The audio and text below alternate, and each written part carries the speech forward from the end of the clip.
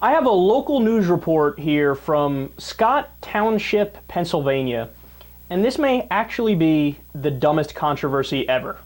It is often said that beauty is in the eye of the beholder, and that is especially true of some controversial traffic barriers in Scott Township. Dave Crawley explains new at 6. New traffic barriers, known as bollards, are causing some controversy in the Glendale section of Scott Township. It's not the function, but the form. They look like you're going to tie a horse up to them. When you really look at all four close together, they look like male body parts, which I think is inappropriate. Pat Martin, speaking off camera, raised the issue at Tuesday night's Township Commission meeting. Everyone's laughing about them because of the way they're put and what they resemble to people.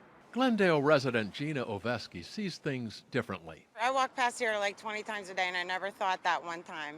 I think they'll stand up better than the other ones did. Commissioners Eileen Myers and Pat Caruso agree with that assessment. We looked through and found stuff that we thought pleasing to the eye, but apparently to one person it's not. 6 more of the controversial posts have been installed further down the hill, still on Carruthers, but at the intersection of Magazine Street. That brings the total to 10. Would they tear them all down? I can't imagine having to spend taxpayers' dollars for a situation like this because somebody has a narrow mind. As a director of public services, I'm involved in almost all of the municipal projects. Randy Lubin says cheaper options are available. Is there something that can go over top of these bollards that we could retrofit? And again, there would be a cost to that. To replace, to cover, or leave alone? Oh, one more question. What's to say the next replacement isn't, it may not offend somebody else? Dave Crawley, KDKA, TV News.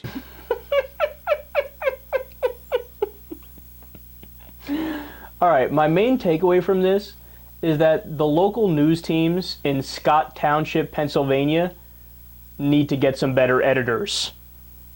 I mean, of all the things to cover, like, hey, you know, there's a couple thousand people around us who are suffering because food stamps were cut. Should we do a story about that? Or we could do a story about the things that look like penises on the sidewalk. Why would you pick the penis story? And by the way, this is a controversy. There's one woman who's upset about it. One woman who's like 117 years old. And by the way, I'm going to come out on record right now and say that woman in her lifetime was probably the most sexually repressed person in American history. If you could look at those things on the sidewalk and say they look like cocks, here's what's on your mind. Cocks.